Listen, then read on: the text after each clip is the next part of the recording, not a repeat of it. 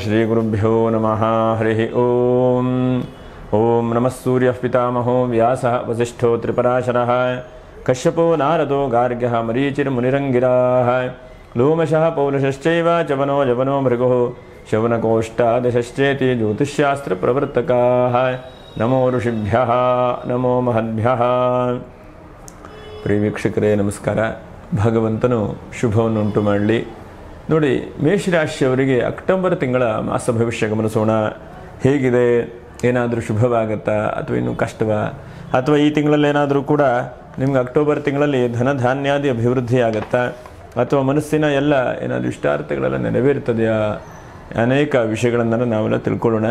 ನೋಡಿ, ಮೇಷರಾಶಿ ಅಂದ ತಕ್ಷಣವೇ ಅಶ್ವಿನಿ ನಕ್ಷತ್ರ 1, 2, 3, 4ನೇ ಪಾದ, ಹಾಗೆ ಭರಣಿ ನಕ್ಷತ್ರ 1, 2, 3, 4ನೇ ಪಾದ, ಕೃತಿಕಾ ನಕ್ಷತ್ರ 1ನೇ ಪಾದ. ನೀವು ವಿಡಿಯೋ ಮುಗಿಯುವವರೆಗೂ ಕೂಡ ನೀವು ನೋಡ್ತಾ ಇರಿ. ವಿಶೇಷವಾಗಿ ನಕ್ಷತ್ರ ಪರಿಹಾರಗಳನ್ನು ಕೂಡ ನಾನು ತಿಳಿಸ್ಲಿಕ್ಕಿದ್ದೇನೆ. ನೋಡಿ, ಗ್ರಹಸ್ಥಿತಿ ಹೇಗಿದೆಯಪ್ಪ ಅಂತಂದರೆ, ಬಹಳ ಮುಖ್ಯವಾಗಿ ಅಕ್ಟೋಬರ್ 9ನೇ ತಾರೀಕಿಗೆ ಗುರು ವಕ್ರವಾಗ್ತಾನೆ. ಅಂದರೆ ವೃಷಭ ರಾಶಿಯಲ್ಲಿರುವಂತಹ ಗುರು ವಕ್ರವಾಗಿ ಮೇಷರಾಶಿಗೆ ಹೆಚ್ಚಿನದಾದಂತಹ ಅನುಗ್ರಹವನ್ನು ಕೂಡ ಮಾಡಲಿಕ್ಕಿದ್ದಾನೆ. ಹಾಗಾಗಿ ಆ ಗುರುವಿನ ಬಗ್ಗೆನೂ ಕೂಡ ವಿಶೇಷವಾಗಿ ತಿಳಿಸುವಂಥ ಒಂದು ಪ್ರಯತ್ನ ಮಾಡ್ತಾನೆ. ಗುರು ವಕ್ರವಾಗಿ ನೋಡಿ, ಜನವರಿ 4ನೇ ತಾರೀಕು 2025ನೇ ಇಸ್ವಿವರೆಗೂ ಕೂಡ ಇರ್ತಾನೆ ಗುರು ವಕ್ರವಾಗಿ. ಹಾಗಾಗಿ ವಕ್ರಿಣಸ್ತು ಮಹಾವೀರ್ಯಾಹ ಎಂಬುದಾಗಿ ಜ್ಯೋತಿಷ್ಶಾಸ್ತ್ರದಲ್ಲೆಲ್ಲ ಹೇಳಿದ್ದಾರೆ. ಹಾಗಾಗಿ ವಕ್ರವಾದಂಥ ಫಲಗಳನ್ನು ಕೂಡ ನಾವು ಗಮನಿಸೋಣ.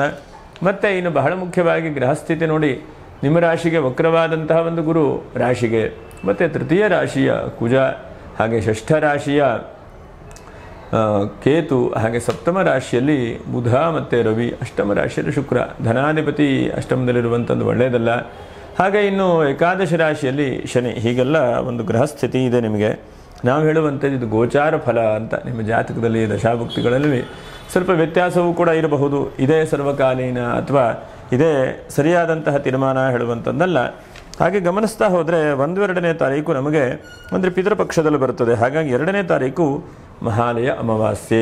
ಹಾಗಾಗಿ ಅಮಾವಾಸ್ಯೆ ಪೂಜೆ ಪುನಸ್ಕಾರ ಮಾಡುವಂಥವರು ಪ್ರಯತ್ನ ಮಾಡಬಹುದು. ಹಾಗೆ 3ನೇ ತಾರೀಕಿಂದ ನವರಾತ್ರಿಯ ವಿಶೇಷವಾದಂಥ ಪೂಜೆ ಪುನಸ್ಕಾರಗಳನ್ನು ಆರಂಭ ಮಾಡುವಂಥದ್ದು. ಶರನ್ನವರಾತ್ರಿ ಅಂದರೆ ಶರದೃತುವಿನಲ್ಲಿ ಬರುವಂತಹ ಒಂದು ದೇವಿಯ ಆರಾಧನೆ ಮಾಡುವಂಥದ್ದು. 3ನೇ ತಾರೀಕಿಗೆ ಪಾಡ್ಯ ಇದೆ. ಹಾಗೆ 9ನೇ ತಾರೀಕಿಗೆ ಸರಸ್ವತಿ ಆವಾಹನೆ ಮಾಡುವಂಥದ್ದು.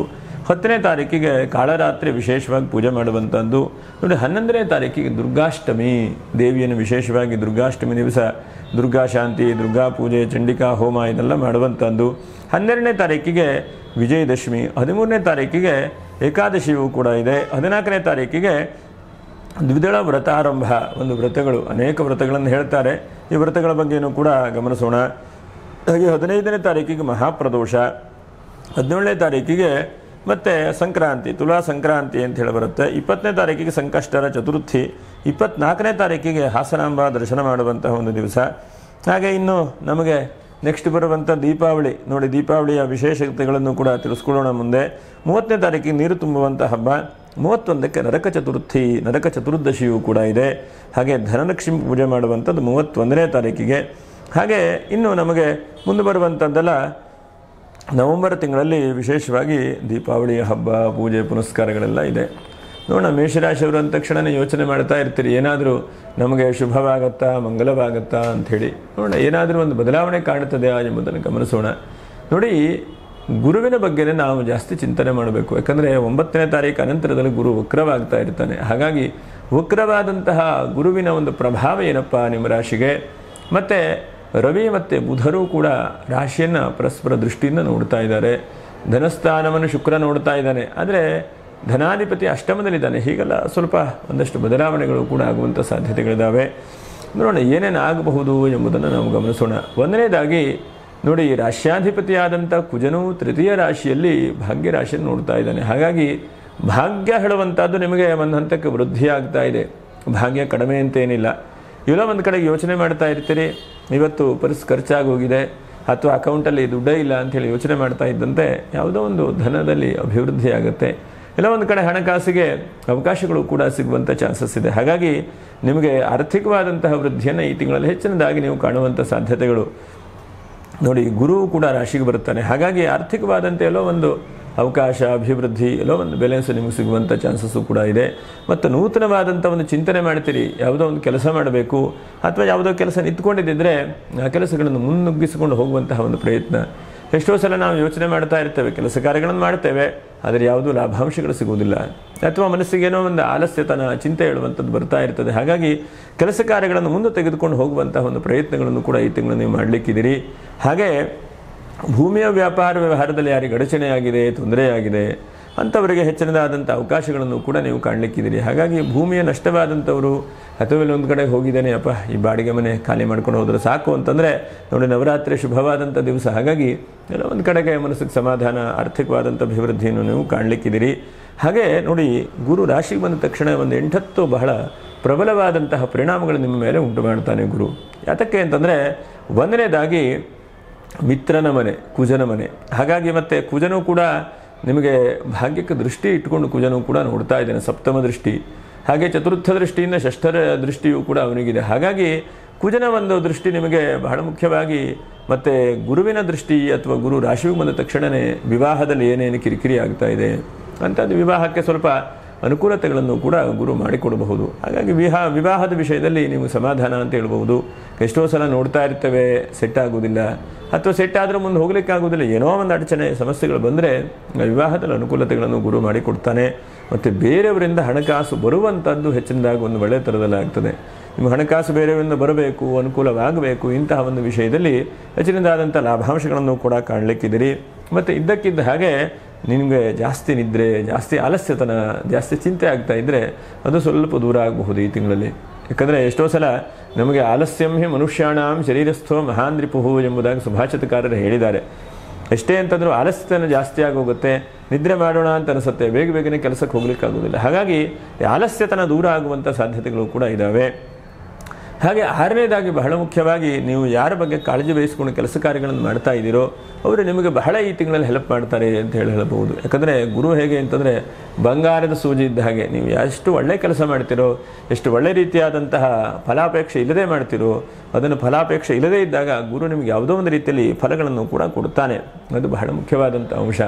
ಹಾಗೆ 8ನೇದಾಗಿ ಬಹಳ ಮುಖ್ಯವಾಗಿ ಕೌಟುಂಬಿಕವಾದಂತಹ ಸಾಮರಸ್ಯ ಅಥವಾ ಕೌಟುಂಬಿಕವಾದಂತಹ ಸಮಾನವಾದಂಥ ಮನಸ್ಥಿತಿ ಹೆಚ್ಚಿನದಾಗಿ ಅಭಿವೃದ್ಧಿಯಾಗುತ್ತೆ. ಯಾಕಂದರೆ ಯಾರೋ ಒಂದು 3ನೇವರ ಮಾತು ಕೇಳಿ ಕಿರಿಕಿರಿಯಾಗಿ ಸಮಸ್ಯೆಯಾಗಿ ಕೌಟುಂಬದಲ್ಲಿ ಸಮಸ್ಯೆಗಳು ಬಂದಿದ್ದರೆ ಆ ಸಮಸ್ಯೆಗಳೆಲ್ಲ ಪರಿಹಾರ ಆಗುವಂಥ ಒಂದು ತಿಂಗಳು ಅಂತೇಳಿ ಹೇಳಬಹುದು. ಮತ್ತು ವಿದ್ಯಾಭ್ಯಾಸ ಮಾಡ್ತಾ ಇರುವಂಥ ಮಕ್ಕಳಿಗೂ ಕೂಡ ಹೆಚ್ಚಿನದಾದಂಥ ಶ್ರೇಯಸ್ಸು. ಯಾಕಂದರೆ ಎಷ್ಟೋ ಸಲ ನಮ್ಮ ಮಕ್ಕಳು ಚೆನ್ನಾಗಿ ಓದ್ತಾ ಇಲ್ಲ, ಅಥವಾ ನಮ್ಮ ಮಕ್ಕಳು ಹೀಗೆ ಓದಿದ್ರೆ ಮುಂದೇನು, ಹೀಗೆಲ್ಲ ಬಹಳ ಯೋಚನೆ ಮಾಡಿರ್ತೀರಿ. ಇನ್ನು 20 ವರ್ಷದ ಇವತ್ತೇ ಯೋಚನೆ ಮಾಡಿರ್ತೀರಿ. ಹಾಗಾಗಿ ತೀರಾ ಯೋಚನೆ ಮಾಡಲಿಕ್ಕೆ ಹೋಗಬೇಡಿ. ಯಾಕಂದರೆ ತೀರಾ ಒತ್ತಡ ಮಾಡಿದ್ರೂ ಕೂಡ ವಿದ್ಯಾರ್ಥಿಗಳು ಸಮಸ್ಯೆ ಆಗಬಹುದು. ಅವರು ಒಳಗಡೆಗೆ ಓದಬೇಕು ಹೇಳುವಂತಹ ಪ್ರಯತ್ನಗಳು ಬರಬೇಕು. ಹಾಗಾಗಿ ಅಂತಹ ಪ್ರಯತ್ನಗಳು ಕೂಡ ಮಕ್ಕಳಿಗೆ ಬರ್ತಾ ಇದೆ. ಈ ರಾಶಿಯವರಿಗೆ ವಿದ್ಯಾಭ್ಯಾಸದಲ್ಲೂ ಕೂಡ ಹೆಚ್ಚಿನದಾದಂಥ ಅಭಿವೃದ್ಧಿಯನ್ನು ಕಾಣುವಂಥ ಸಾಧ್ಯತೆಗಳು ಕೂಡ ಇದ್ದಾವೆ. ಹಾಗಾಗಿ ಅದು ಕೂಡ ಸಮಾಧಾನ ಅಂತ ಹೇಳ್ತೇನೆ. ಮತ್ತು ನೀವು ಜೀವನದಲ್ಲಿ ನೋಡಿ, ಇದನ್ನು ಈ ತಿಂಗಳಲ್ಲಿ ಬಹಳ ಮುಖ್ಯವಾಗಿ ಅಳವಡಿಸ್ಕೊಳ್ಬೇಕು. ಯಾಕೆಂದರೆ ಶುಕ್ರನೂ ಕೂಡ ಅಷ್ಟಮದಲ್ಲಿದ್ದಾನೆ, ಆದರೆ ಧನಸ್ಥಾನ ನೋಡ್ತಾ ಇದ್ದಾನೆ. ಹಾಗಿದ್ದಾಗ ಕೂಡ ಅಷ್ಟಮ ಭಾವ ಹೇಳುವಂಥದ್ದು ನೋಡಿ, ಕುಜನ ರಾಶಿ. ನೀವು ಏನು ಯೋಚನೆ ಮಾಡಬೇಕು ಅಂತಂದರೆ 2 ಪಟ್ಟಿ ಮಾಡಿಕೊಳ್ಬೇಕು. ಎಲ್ಲಿ ನನಗೆ ಲಾಭಾಂಶಗಳ ಅನುಕೂಲತೆಗಳು ಜಾಸ್ತಿ ಇದೆ, ಇಲ್ಲಿ ನಷ್ಟವಾಗ್ತಾ ಇದೆ, ಎಲ್ಲಿ ನಮಗೆ ಬೇಡದೇ ಇರುವಂತಹದಕ್ಕೆ ಖರ್ಚು ಜಾಸ್ತಿ ಆಗ್ತಾ ಇದೆ ಹೇಳೋದನ್ನು ಬಹಳ ಮುಖ್ಯವಾಗಿ ಗಮನಿಸ್ಕೊಂಡು ತಿಂಗಳ ಕೊನೆಗೆ ನೋಡ್ಕೊಳ್ಬೇಕು. ಎಲ್ಲಿ ನಾನು ಬೇಡದೇ ಇದ್ದಂತಹ ವಿಷಯಕ್ಕೆ ಖರ್ಚು ಮಾಡ್ತಾ ಇದ್ದೇನೆ, ಬೇಡದೇ ಇರುವಂಥ ರೀತಿಯಲ್ಲಿ ಹಣ ಎಲ್ಲೆಲ್ಲಿ ಹೋಗ್ತಾ ಇದೆ, ಎಲ್ಲೆಲ್ಲಿ ಪೋಲಾಗ್ತಾ ಇದೆ, ಇದನ್ನು ನೀವು ಬಹಳ ಮುಖ್ಯವಾಗಿ ಗಮನಿಸ್ಕೊಳ್ಬೇಕು. ಇಲ್ಲ ಅಂತಾದರೆ ನಿಮಗೆ ಹಣಕಾಸು ಬರ್ತಾ ಇದೆ. ಈಗ ಮೇಷರಾಶಿಯವ್ರಿಗೆ ಏನಾಗಿದೆ ಅಂದರೆ ಹೀಗೆ ಇಟ್ಕೊಂಡ್ಬಿಟ್ಟಿದ್ದಾರೆ ಮೇಷರಾಶಿಯವರು. ಆ ಕಡೆ ಬರುತ್ತೆ, ಈ ಕಡೆ ಹೋಗುತ್ತೆ, ಆ ಕಡೆ ಬರುತ್ತೆ, ಈ ಕಡೆ ಹೋಗುತ್ತೆ. ನಿಮ್ಮ ಕೈಯಲ್ಲಿ ಹಣವೇ ನಿಲ್ಲುವುದಿಲ್ಲ. ಬಹಳ ಜನ ಕಾಮೆಂಟ್ ಮಾಡೋ ಕೂಡ ಹೇಳ್ತಾ ಇದ್ದೀರಿ, ಹಣವೇ ನಿಲ್ಲುವುದಿಲ್ಲ, ಏನು ಮಾಡಬೇಕು ಅಂಥೇಳಿ. ಹಾಗಂತ ನೋಡ್ಲಿಕ್ಕೆ ಹೋದರೆ ಹಣ ಬರುವಂಥದ್ದೇ ಚೆನ್ನಾಗೇ ಇದೆ. ಅದರಲ್ಲೂ ಕೂಡ ಅಶ್ವಿನಿ ನಕ್ಷತ್ರದವರಿಗೆ ಹೆಚ್ಚಿನದಾದಂತಹ ಆರ್ಥಿಕವಾದಂಥ ಅಭಿವೃದ್ಧಿ ಆಗುವಾಗಿದೆ. ಮತ್ತು ಗೌರ್ಮೆಂಟಿನಲ್ಲೂ ಕೂಡ ಹೆಚ್ಚಿನದಾದಂತಹ ಅಭಿವೃದ್ಧಿ ಕಡೆಗೆ ನೀವು ಹೋಗುವಂಥ ಸಾಧ್ಯತೆಗಳಿದೆ. ಗೌರ್ಮೆಂಟಲ್ಲೂ ಕೂಡ ಇನ್ನೊಂದು ಅಪ್ಲಿಕೇಶನ್ ಆಗಿದ್ದರೆ, ಅಥವಾ ಸಾಲ ಸೌಲಭ್ಯಗಳಿಗೆ, ಅಥವಾ ಕೃಷಿಕರಿಗೆ, ಹೀಗೆಲ್ಲ ಹೆಚ್ಚಿನದಾದಂಥ ಅಭಿವೃದ್ಧಿ ಆಗುವಂಥ ಸಾಧ್ಯತೆಗಳು ಕೂಡ ಇದ್ದಾವೆ.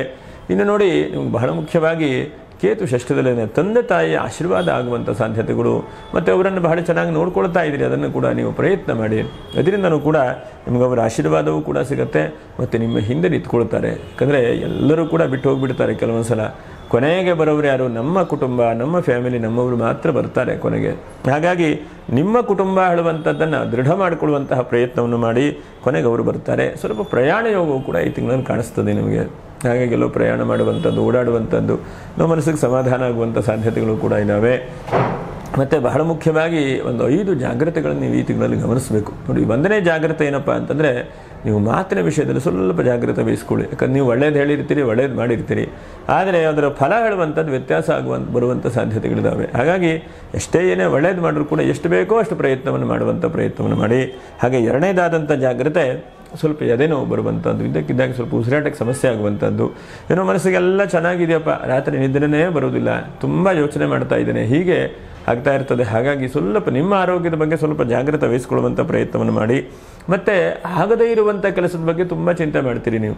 ಈ ಕೆಲಸ ಆಗಲ್ಲ ಅಂಥೇಳಿ ನಿಮ್ಗೆ ಗೊತ್ತಿದೆ, ಆದರೂ ಕೂಡ ಚಿಂತನೆ ಮಾಡುವಂಥದ್ದು. ಯಾಕಂದರೆ ಭಗವಂತ ಒಂದಷ್ಟು ನಮ್ಮ ಮಾಡಲಿಕ್ಕೆ ಪ್ರಯತ್ನಗಳನ್ನು ಕೊಟ್ಟಿದ್ದಾನೆ, ಕೆಲವೊಂದು ನಮ್ಮ ಕೈಯಲ್ಲಿ ಇಲ್ಲ. ಹಾಗಾಗಿ ನಾವು ನಮ್ಮ ಕೈಯಲ್ಲಿ ಏನಾಗುತ್ತೋ ಅದ್ರ ಬಗ್ಗೆ ಮಾತ್ರ ಚಿಂತನೆ ಮಾಡ್ತಾ ಹೋಗಬೇಕು. ಜಾಸ್ತಿ ಚಿಂತನೆ ಮಾಡ್ತಾ ಹೋದರೆ ಆ ಚಿಂತೆ ಆಗ್ತದೆ ಬಿಟ್ಟರೆ ಚಿಂತನೆ ಸರಿಯಾದಂಥ ಫಲ ಕೊಡೋದಿಲ್ಲ. ಬರೀ ಚಿಂತೆಯಲ್ಲೇ ನಾವು ಮುಳುಗುವ ಹಾಗಾಗತ್ತೆ. ಹಾಗಾಗಿ ಆ ಚಿಂತೆ ಮಾಡಲಿಕ್ಕೆ ಹೋಗಬೇಡಿ. ನೋಡಿ, ಶನಿಯ ದೃಷ್ಟಿಯೂ ಕೂಡ ತೃತೀಯ ಸ್ಥಾನಕ್ಕಿದೆ. ಹಾಗಾಗಿ ಸ್ವಲ್ಪ ವಾಹನದ ವೃದ್ಧಿ ಅಂತ ಹೇಳಬಹುದು. ವಾಹನದಲ್ಲಿ ಪೂರಕವಾದಂಥ ವಾಹನದ ಬಿಸ್ನೆಸ್ ಮಾಡ್ತಾ ಇದ್ದಂಥವರಿದ್ದರೆ, ಕೃಷಿಕರಿದ್ದರೆ, ಅಥವಾ ಇದ್ದಕ್ಕಿದ್ದ ಹಾಗೆ ಯಾವುದೋ ಒಂದು ಒಳ್ಳೊಳ್ಳೆ ಕೆಲಸಗಳನ್ನು ನಾವು ಮಾಡಬೇಕು ಅನ್ನುವಂಥ ಮನಸ್ಸಿದ್ದವರಿಗೆ ಸಪೋರ್ಟು ಕೂಡ ಜನರಿಂದವೂ ಕೂಡ ಸಿಗುತ್ತೆ. ಪಬ್ಲಿಕ್ ಸರ್ವಿಸ್ ಮಾಡ್ತಾ ಇದ್ದಂಥವ್ರಿಗೆ ಹೆಚ್ಚಿನದಾದಂತಹ ಲಾಭಾಂಶಗಳನ್ನು ಕೂಡ ಈ ತಿಂಗಳಲ್ಲಿ ಕಾಣಬಹುದು. ಎಲ್ಲೋ ಒಂದು ಕಡೆ ಇನ್ವೆಸ್ಟ್ಮೆಂಟ್ ಮಾಡಿದಂಥ ಹಣವೂ ಕೂಡ ಈ ತಿಂಗಳಲ್ಲಿ ಬರುವಂಥ ಸಾಧ್ಯತೆಗಳು ಕೂಡ ಇದ್ದಾವೆ. ಆದರೆ ಬಹಳ ಮುಖ್ಯವಾಗಿ ನೋಡಿ, ನೀವು ಯಾವುದೇ ಒಂದು ಕೆಲಸಗಳನ್ನು ಕೈ ಎತ್ಕೊಳ್ಳಿ, ಅದನ್ನು ನಿಲ್ಲಿಸಬೇಡಿ ಅಂತೇಳಿ ಹೇಳ್ತಾನೆ. ಹಿಂದಿನ ತಿಂಗಳಲ್ಲಿ ಮಾಡಿದಂಥ ಕೆಲಸ ಈ ತಿಂಗಳಲ್ಲಿ ಮುಗಿಸಿ, ಈ ತಿಂಗಳಲ್ಲಿ ಆಗಿಲ್ಲ ಅಂತಂದರೆ ಅಟ್ಲೀಸ್ಟ್ ಮುಂದಿನ ತಿಂಗಳದಾರು ಮುಗಿಸುವಂಥ ಪ್ರಯತ್ನವನ್ನು ಮಾಡಿ. ಯಾಕಂದರೆ ನಿಮಗೆ ಯಾವ ಜಟಿಲವಾದಂಥ ಕೆಲಸ ಆಗುವುದಿಲ್ಲವೋ ಅದು ಗುರು ರಾಶಿಗೆ ಉಗ್ರವಾಗಿರೋದ್ರಿಂದ ಆ ಕೆಲಸ ಆಗುವಂಥ ಸಾಧ್ಯತೆಗಳಿದೆ. ಒಂದು ಸಲ ಪ್ರಯತ್ನ ಮಾಡಿದರೆ ಬಿಟ್ಟು ಬಿಡಬೇಡಿ, 2 ಸಲ ಪ್ರಯತ್ನ ಮಾಡಿ ಬಿಟ್ಟು ಬಿಡಬೇಡಿ, 3ನೇ ಸಲಕ್ಕೆ ಅದನ್ನು ಕೆಲಸ ಆಗುವಂಥ ಸಾಧ್ಯತೆಗಳಿದೆ. ಹಾಗಾಗಿ ಆ ವಿಷಯದಲ್ಲಿ ನೀವು ಮುಂದೆ ಹೋಗುವಂತಹ ಒಂದು ಪ್ರಯತ್ನಗಳನ್ನು ಮಾಡಿ. ಮತ್ತು ಇತರರಿಗೆ ನಿಮ್ಮಿಂದ ಹೆಚ್ಚಿನದಾದಂಥ ಲಾಭಾಂಶಗಳನ್ನು ಕೂಡ ಈ ತಿಂಗಳಲ್ಲಿ ಕಾಣಬಹುದು. ಇತರರಿಗೆ ಲಾಭ ಅಂತಂದರೆ, ನೀವೆಲ್ಲ ಒಂದು ಕೆಲಸಕ್ಕೆ ಹೋಗಿರ್ತೀರಿ, ಆ ಕೆಲಸ ಆಗಲ್ಲ ಅಂತಂದರೆ ನಿಮ್ಮ ಜೊತೆಗೆ ಬಂದವರಿಗೆ ಅದರಿಂದ ಹೆಲ್ಪ್ ಆಗುತ್ತೆ. ಯಾಕಂದರೆ ಎಷ್ಟೋ ಸಲ ನಾವು ಕೆಲಸಕ್ಕೆ ಹೋದಾಗ ನಮ್ಮ ಜೊತೆಗೆ ಯಾರೋ ಒಬ್ಬರು ಬಂದಿರ್ತಾರೆ, ಅವ್ರ ಕೆಲಸವೂ ಆಗುತ್ತೆ, ನಮ್ಮ ಕೆಲಸವೂ ಕೂಡ ಆಗುತ್ತೆ. ಹಾಗಾಗಿ ನಮ್ಮ ಜೊತೆಗೆ ಬಂದವರಿಗೆ ಲಾಭ ಅಲ್ವಾ ನಮ್ಮಿಂದ. ಹಾಗಾಗಿ ಆ ಲಾಭಾಂಶಗಳನ್ನು ನಿಮ್ಮಿಂದ ಪಕ್ಕದವರು ಕೂಡ ಕಂಡುಕೊಳ್ತಾರೆ ಅಂತೇಳಿ ಹೇಳಬಹುದು. ಇನ್ನು ನಿಮಗೆ ಈ ತಿಂಗಳಲ್ಲಿ ಏನೇನಪ್ಪ ಪೂಜೆ ಪುನಸ್ಕಾರ ಮಾಡಲಿಕ್ಕೆ ಒಳ್ಳೆಯ ದಿವಸ ಅಂತಂದರೆ, ನೋಡಿ, 1ನೇದಾಗಿ 9ನೇ ತಾರೀಕಿಗೆ ಏನಾದರೂ ಮಾಡಿಕೊಡಿ. ಯಾಕಂದರೆ ಬುಧವಾರ ಇದೆ, ಭಾರಿ ಒಳ್ಳೆಯದಾದಂಥದ್ದು. ಹಾಗೆ ಇನ್ನು ನೆಕ್ಸ್ಟ್ ನಿಮಗೆ ಸಿಗುವಂಥದ್ದು 12ನೇ ತಾರೀಕು ಶನಿವಾರ ಇದೆ, ಪರವಾಗಿಲ್ಲ, ವಿಜಯದಶಮಿ ಇದೆ. ಹಾಗಾಗಿ ಎಲ್ಲ ಕೆಲಸ ಕಾರ್ಯಗಳನ್ನು ಕೂಡ ಮಾಡಿಕೊಳ್ಳಿ. ಏನಾದರೂ ಒಂದು ಸ್ವಲ್ಪ ಸಕ್ಸಸ್ಫುಲ್ ಆಗುವಂತಹ ಪ್ರಯತ್ನಗಳನ್ನು ಜಾಸ್ತಿ ಮಾಡ್ತಾ ಬನ್ನಿ. ಇನ್ನು ನಿಮಗೆ ಸಿಗುವಂಥದ್ದು ಮತ್ತು 16ನೇ ತಾರೀಕು ಬುಧವಾರ ಇದೆ, ಅದು ಒಳ್ಳೆಯ ದಿವಸ. ಈ ದಿವಸದಲ್ಲಿ ಪೂಜೆ ಪುನಸ್ಕಾರ, ದೇವತೆ ಆರಾಧನೆಗಳನ್ನು ಮಾಡ್ತಾ ಬನ್ನಿ. ಸ್ವಲ್ಪ ಅನುಕೂಲಕರವಾದಂಥ ವಾತಾವರಣಗಳು ಬರುತ್ತೆ. ನೋಡಿ, ನಕ್ಷತ್ರ ಪರಿಹಾರಗಳೇನು? 1ನೇದಾಗಿ ಅಶ್ವಿನಿ ನಕ್ಷತ್ರ, ನೀವು ಎಷ್ಟು ಸಾಧ್ಯ ಆಗುತ್ತೋ ಅಷ್ಟು ನೋಡಿ, ನವರಾತ್ರಿ. ಹಾಗಾಗಿ ಚಂಡಿಕಾ ಪಾರಾಯಣೆ ಅಥವಾ ಚಂಡಿಕಾ ಸ್ತೋತ್ರವನ್ನು ಶ್ರವಣ ಮಾಡ್ತಾ ಬನ್ನಿ. ಚಂಡಿಕಾ ಕವಚ ಸ್ತೋತ್ರ, ಹರ್ಗಲಾ ಸ್ತೋತ್ರ, ಕೀಲಕ ಸ್ತೋತ್ರ ಅಂತೆಲ್ಲ ಇದೆ. ಅದನ್ನು ನೀವು ಶ್ರವಣ ಮಾಡಿ ಕೇಳಿ, ಎಷ್ಟೆಷ್ಟಾಗುತ್ತೋ ಅಷ್ಟೊಂದು ಮಾಡ್ತಾ ಬನ್ನಿ. ಅದರಿಂದ ಹೆಚ್ಚಿನದಾದಂತಹ ಫಲ ನಿಮಗೆ ಸಿಗುವಂಥ ಸಾಧ್ಯತೆಗಳಿದೆ.